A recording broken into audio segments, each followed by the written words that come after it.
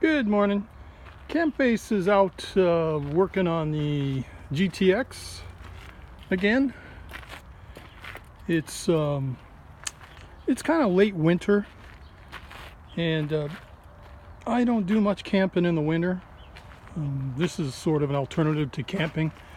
The reason I don't camp that much in the winter is because you can't take good pictures of campgrounds, and primarily what I do is go visit campgrounds and take pictures, and I take pictures of the recreation in the area.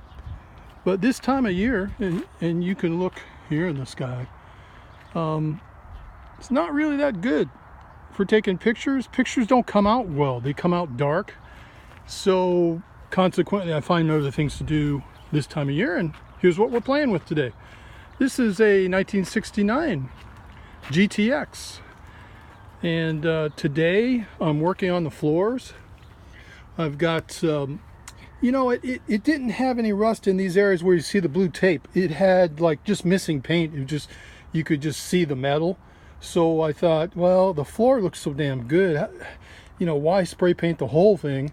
So I just decided to do those little strips and put some Rust-Oleum back down in the rusted areas here, and then a teeny bit of rust up here on the floor, which I'm putting some anti-rust on there and removing that, and then I'll black this area up here, and I'll leave the rest of this alone. The trunk will probably be next. It's got a bunch of junk in it, but the trunk is going to be the one I clean out next and preserve it, whatever can be preserved in it. All right, that's Camp Base with an update on the GTX. The seats are out, and the seats are being reupholstered. So when I get those, I'll give you a shout out. Camp Base out. Please follow us and like us.